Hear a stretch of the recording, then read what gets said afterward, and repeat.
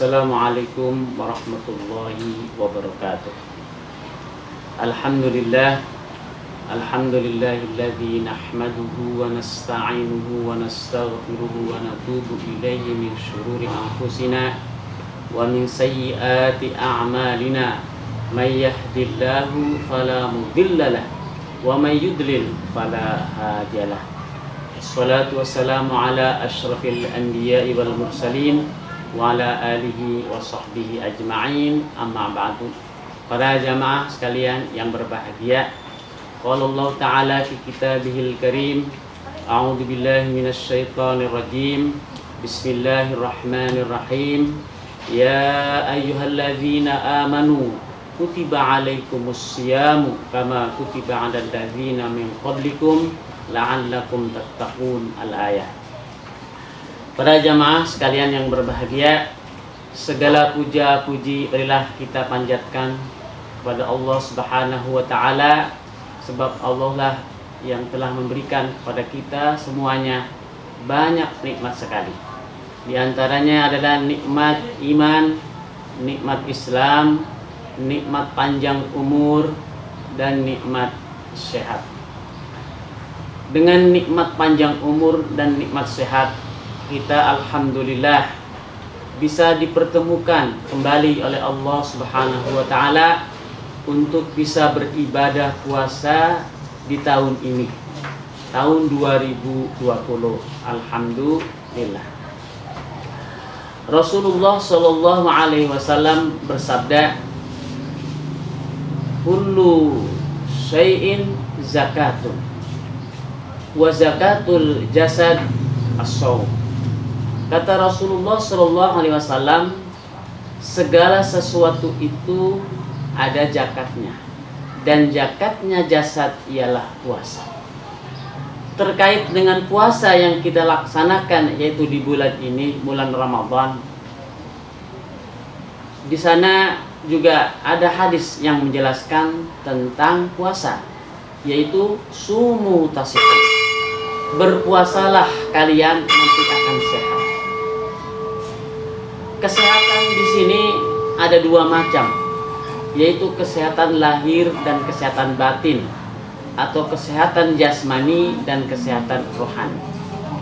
Orang yang berpuasa itu diharapkan memiliki dua kesehatan, baik kesehatan jasmani maupun kesehatan rohani. Coba kita perhatikan apa yang kita makan selama 1 tahun, baik makanan maupun minuman, segalanya masuk ke dalam perut. Pasti itu akan mengakibatkan banyak hal, banyak kotoran yang terdapat dalam diri kita. Maka kotoran itu harus kita bersihkan.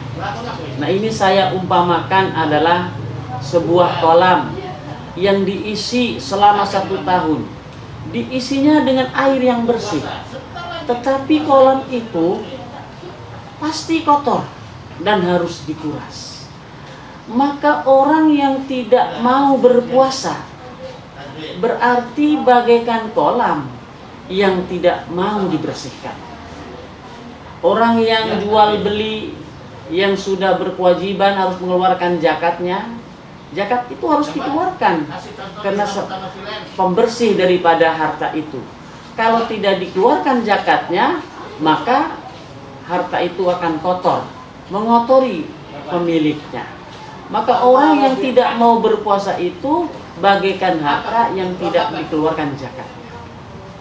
Para jamaah sekalian yang berbahagia, maka badan kita ini selama 1 tahun itu harus kita bersihkan dengan cara kita berzakat. Zakatnya apa? Zakatnya ialah puasa. Jadi puasa itu adalah pembersih badan kita baik jasmani maupun rohani. Orang yang melaksanakan ibadah puasa, melaksanakan salat, melaksanakan zakat, melaksanakan ibadah yang lain, maka insya Allah rohaninya itu bersih karena tidak melakukan dosa-dosa. Ketika rohani itu bersih, maka rohani itu menjadi kuat.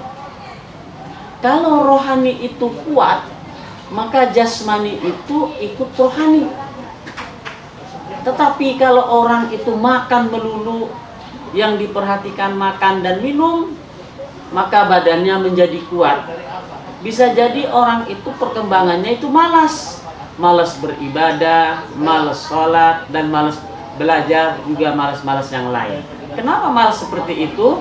Karena rohaninya lemah, ngikuti badannya kuat. Badan itu inginnya santai-santai, badan itu inginnya mengikuti hawa nafsu.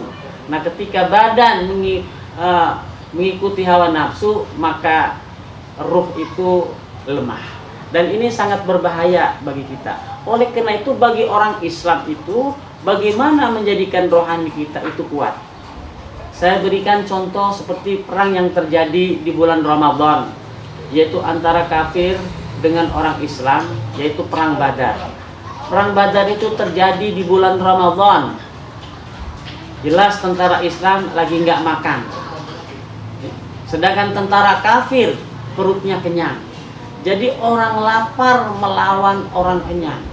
Tetapi tentara Islam walaupun perutnya lapar, jasmaninya lemah karena puasa, tetapi jiwanya membara, jiwanya kuat. Akhirnya badan ikut jiwa. Maka orang yang badannya ikut jiwanya, maka orang itu kuat. Buktinya perang Badar bisa mengalahkan kaum muslimin, bisa mengalahkan orang kafir. Kenapa?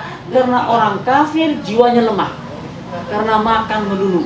Sebaliknya orang Islam jasmaninya dikosongkan karena puasa, tetapi jiwanya diisi dengan iman dan takwa menjadi kuat.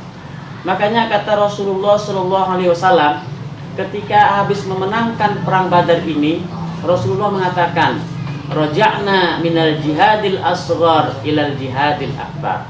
Qalu wa mal jihadul akbar ya Rasulullah? Jihadun nafsi. Jadi ketika itu para sahabat itu heran, kenapa Rasulullah mengatakan kami kembali dari perang kecil menuju perang besar. Padahal perang Badar itu menurut para pendapat, para sahabat itu perang besar. Tapi kenapa Rasulullah mengatakannya perang kecil? Sehingga mereka bertanya, apa itu perang besar ya Rasulullah? Perang melawan hawa nafsu. Nah, perang melawan hawa nafsu inilah yang sulit. Banyak orang yang kalah. Jadi kita harus memperkuat jiwa kita, ketahanan jiwa kita supaya kuat. Caranya yaitu berpuasa. Kalau berpuasa, insya Allah kita akan mendapatkan dua kesehatan, kesehatan jasmani dan kesehatan rohani. Sehingga apabila rohani kita sehat, maka jasmani ikut rohani. Siapa yang jasmaninya ikut rohani, maka orang itu mudah dan kuat untuk melakukan ibadah apa saja, termasuk perang di jalan Allah Subhanahu wa Ta'ala. Dan itu sudah dibuktikan pada waktu perang Badar. Kenapa tentara Islam bisa mengalahkan tentara kafir yang jumlahnya 3 kali lipat, dan tentara Islam dapat mengalahkannya? Karena jiwanya tentara orang Islam itu kuat. Jadi badan ikut jiwa. Ketika badan ikut jiwa, maka badan pun ikut kuat dan dapat mengalahkan tentara kafir yang kenyang, jiwanya lemah,